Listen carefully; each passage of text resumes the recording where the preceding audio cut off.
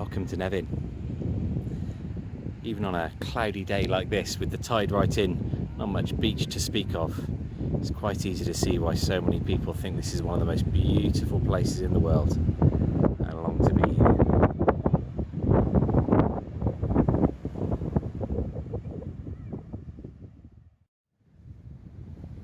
Our world is full of beauty, isn't it?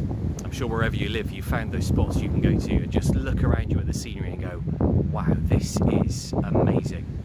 And we do that, don't we? As we look at the creation around us, we're just amazed by what God has made, what He's designed, what He's put together. I wonder, do you think the same when you look in the mirror?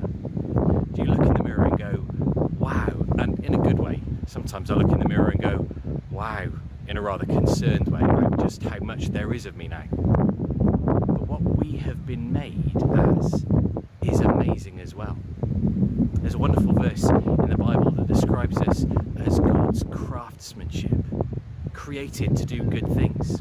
It's not just how we look that actually is amazing. We are beautiful creations, but it's also the things we can do, the way we can act, the things we can say, the ways we can help and love each other that are absolutely amazing. That same verse, if you translate one of the words slightly differently, if you look at it, it can actually mean masterpiece. We are God's masterpiece. We are the pinnacle of God's creation. The thing He's made, He's most proud of, most delighted with. And not just all of us together, but you and me. Think about yourself now. God is delighted with you. I've been doing a lot of this recently, filming myself, making videos. It's how we've been doing church online over the last few months, not being able to meet in church. I expect lots of us have done the same with Zoom meetings or FaceTime, staying in touch with family video calls, all that kind of stuff. And as we do it, we get to look at ourselves more, don't we? But also these last few months have given us a chance not just to look at what we look like, but actually do a bit of self-reflection, thinking about who we are and what we're like as well. And maybe some of what we've seen isn't wonderful. Maybe some of what we've seen makes us sad. I've noticed a few things in myself as we've been trapped in the house for months on end with children running around, that actually I can have a bit of a short temper. It's not great. That's not how God made me to be. That's not the masterpiece that He created. The other thing I've been doing a lot of though is printing. All of those pesky people who haven't got around to sorting out how to work the internet yet, we've been sending out letters and thoughts, reflections to them by post. That's great. And what my printer does is it works away really hard, churning out copy after copy, identical copy after identical copy of what I've asked it to. Now, printers aren't part of God's wonderful creation. If you've ever used one, you'll know they come straight from the other place. But what they do when they work is exactly that. They make identical copies. And so when we say, as we read in the Bible, that we are made in God's image, that we're His masterpiece, His handiwork, are we saying that we're exactly like Him? Is that what made in His image means? I don't think it is. I don't think if you look at me, you see exactly what God is like. But if you look at me and you see something that's good, then you get a glimpse of God there.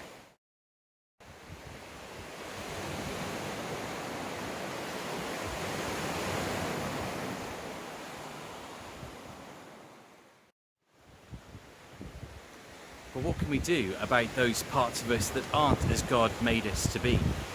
That aren't made in His image, those wrong things that we do? Well, wonderfully, there's been one person, just one person, who is exactly God Himself. You know who I'm talking about. I'm talking about Jesus.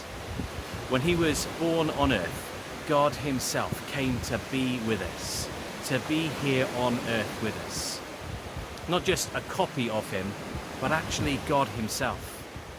And as Jesus grew and lived, He taught us about who He is and who God is.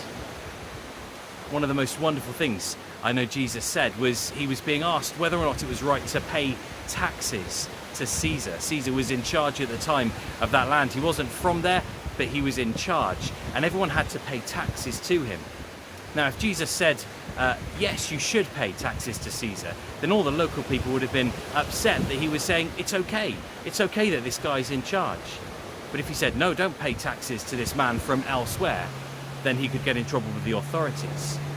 So what he did was he took a coin, the coin that you had to pay the tax with, and he looked at it, and just like our coins that have our queen's head on it, Caesar's head was printed on the coin.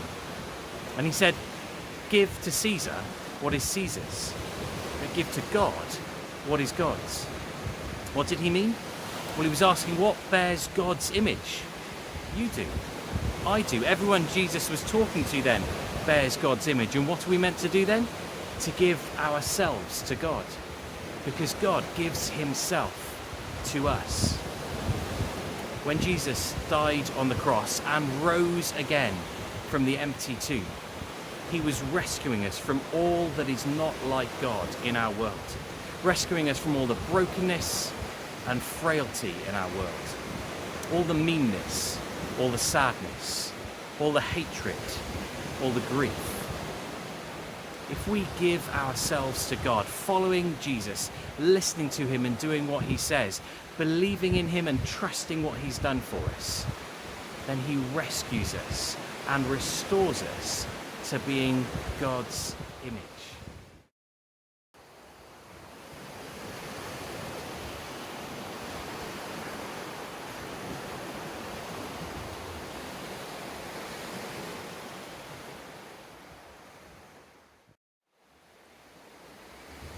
I've never had a makeover in my life.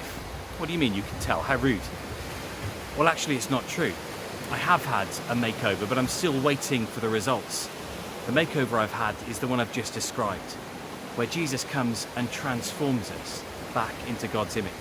I am a long way from perfect. You know that and I know that.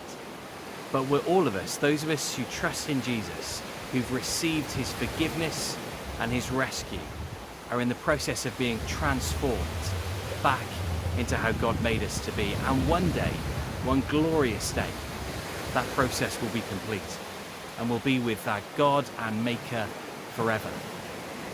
I look forward to that day, and I pray that you too take the opportunity to invite Jesus to come and rescue you, give you that incredible makeover, and join him in God's kingdom. Amen.